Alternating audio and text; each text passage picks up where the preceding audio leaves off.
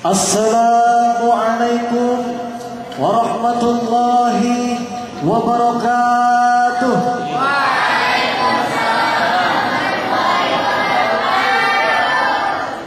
Alhamdulillah nasta'inuhu wa nastaghfiruh wa na'udzu billahi min shururi anfusina wa min sayyiati a'malina. Man yahdihillahu fala mudilla lahu wa man yudlilhu fala hadiya lahu. Ashhadu an la ilaha illallah wahdahu la syarika lahu wa ashhadu anna Muhammadan abduhu wa rasuluhu la nabiyya ba'dahu. Allahumma shalli wa sallim ala Rasulillah sayyidil bashariyah wa ustadzil insaniyah wa afsahil bariyah habibina wa syafi'ina wa maulana Muhammadin sallallahu alaihi wasallam ibni Abdullah wa ala alihi wa ashabihi wa man ihtada bi sunnatihi wa da'a bi da'watihi ila yaumil qiyamah. Amma ba'du. Yang saya hormati Dewan Hakim yang bijaksana, hadirin wa hadirat rahimakumullah.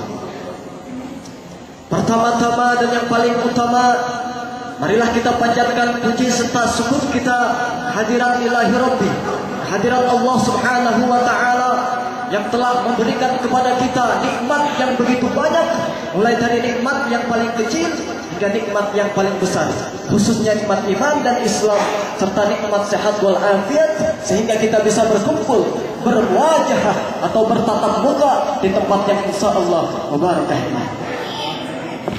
Salawat serta salam semoga tercurahkan kepada junjungan kita yang mana beliau yang telah membawa kita minal dhalali ilal huda, dari zaman kesesatan menuju zaman petunjuk, minasyirki ila tauhid, dari zaman kemusyrikan menuju zaman ketauhidan, minal jahli ilal ilmi, dari zaman kebodohan menuju zaman ilmu pengetahuan, yakni habibina wa syafi'ina wa maulana Muhammadin sallallahu alaihi wasallam. Hadirin wa hadirat rahimakumullah. Berdirinya kami di sini akan membawakan sebuah pidato yang berjudul "Jadikanlah pribadi Rasulullah sebagai suri tauladan bagi kita".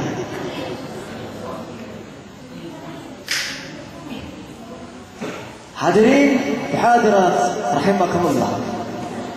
Malam hari ini kita sedang memperingati kelahiran Rasulullah sallallahu alaihi wasallam, agar kita lebih kenal lagi kepada Rasulullah sallallahu alaihi wasallam, agar kita bisa menteladani akhlak beliau sesuai dengan kapasitas kita masing-masing.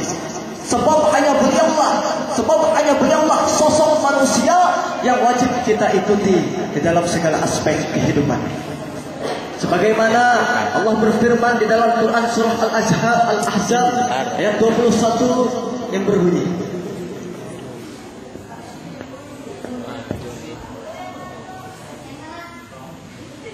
A'udzu billahi minasy syaithanir rajim. Allah. Bismillahirrahmanirrahim.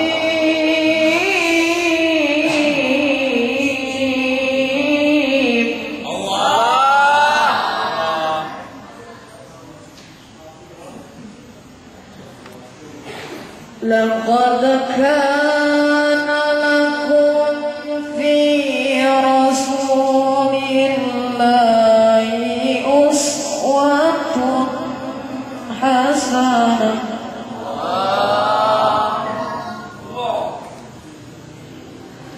لمن كان يرجو الله واليوم الآخر وذكر الله كثيرا. صدق الله العظيم.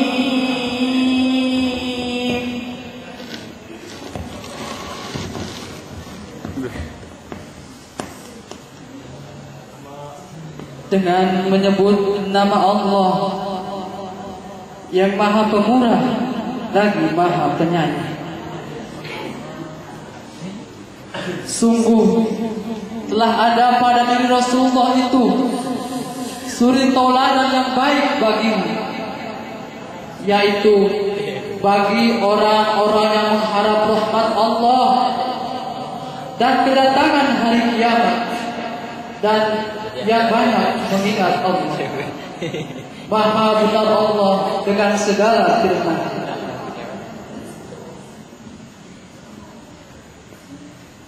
Ayat yang telah kita dengar tadi, menurut Syekh Habib Hidayat Al-Hafidz Ibnu Katsir, di dalam tafsirnya tafsir Ibnu Katsir menerangkan bahwa hadhil ayatul karimah aslul kabir bi taqsim Rasulullah sallallahu alaihi wasallam bi aqwalihi wa af'alihi wa ahwalihi.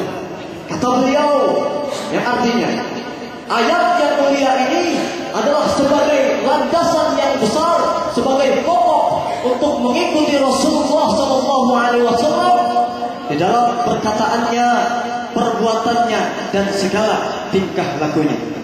Jadi ayat ini menerangkan bahwa Rasulullah adalah manusia yang patut kita teladani di dalam segala aspek kehidupan. Ada sebuah kisah di mana ketika Nabi pergi ke negeri Taif, Nabi bukannya diberi sambutan, tetapi Nabi diberi sambitan. Nabi dilempari dengan kotoran, Nabi dilempari dengan batu sampai darahnya bercucuran ke kaki. Kemudian Nabi bersembunyi di bawah pohon kurma. Kemudian Nabi mengangkat tangannya. Apa yang Nabi katakan? Allahumma ighfir qaumi, ya Allah, ampunilah kaumku. Allahumma hdi qaumi, ya Allah, berikanlah hidayah kepada kaumku. Fa innahum la ya'lamun, karena sesungguhnya mereka tidak mengetahuinya.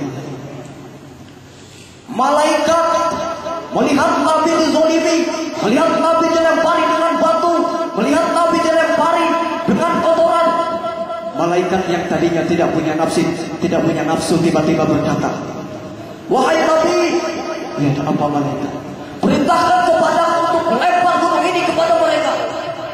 Jangan malaikat, saya yakin nanti di dalam tulang sulbi mereka ada keturunan yang mau menyembah Allah dan akan masuk agamaku, yakni agama Islam. Subhanallah. Ini akhlak Nabi. Nabi dilempari dengan batu, dilempari dengan kotoran, tapi Nabi tidak marah, malah mendoakan kepada kaum tersebut. Bahkan ketika beliau menjadi seorang penggembala, beliau menjadi seorang penggembala yang terbaik. Ketika beliau menjadi seorang pemuda, beliau menjadi seorang pemuda yang terbaik. Ketika beliau menjadi seorang suami, beliau menjadi seorang suami yang terbaik yang patut kita contoh. Seorang suami yang baik itu tidak berkata-kata kasar kepada istrinya. Dia pandai menghidupkan rumah tangganya agar tercapai ketentraman, agar sakinah, mawaddah, warahmah. Nabi seringkali memanggil Siti Aisyah dengan kata Humairah. Humairah berasal dari kata ahmar yang artinya kemerah-merahan. Kata Nabi, ta'ali ya Humairah, kemarilah wahai yang kemerah-merahan. Alangkah indahnya panggilannya. Bahkan ketika Nabi pulang larut malam, Nabi tidak mau mengetuk pintu. Tetapi kenapa Nabi tidak mau mengetuk pintu? Karena Nabi takut mengganggu istrinya yang sedang tidur. Nabi menghamparkan sejadahnya, menghamparkan sorbannya di depan pintunya. Kemudian Nabi tidur di depan pintu. Ketika Siti Aisyah keluar, wahai Nabi, kenapa kamu tidur di luar? Saya takut mengganggu tidurmu kalau aku mengetuk pintu. Subhanallah. Inilah akhlak Nabi yang patut kita teladani. Ketika Nabi menjadi seorang suami, beliau menjadi seorang suami yang terbaik. Ketika beliau menjadi seorang ayah, beliau menjadi seorang ayah yang terbaik. Ketika beliau menjadi seorang panglima, beliau menjadi seorang panglima yang terbaik. Ketika beliau menjadi seorang pemimpin, beliau menjadi seorang pemimpin yang terbaik. Ketika beliau menjadi seorang presiden, beliau menjadi seorang presiden yang terbaik. Pendek kata, beliau adalah nomor satu. Bahkan kenomor satuannya diakui oleh kawan dan lawannya. Sehingga ada seorang sarjana barat non-muslim berkebangsaan Amerika yang bernama Michael Hart mengarang sebuah buku The 100 of Influential Intellectuals, 100 tokoh yang paling berpengaruh dalam sejarah. Di dalam buku tersebut ada yang namanya Albert Einstein. Albert Einstein yang menemukan teori relativitasnya. Dengan teori relativitasnya berkembanglah sains dan teknologi. Dengan sains dan teknologi maka terciptalah kapal, terciptalah mobil, terciptalah motor.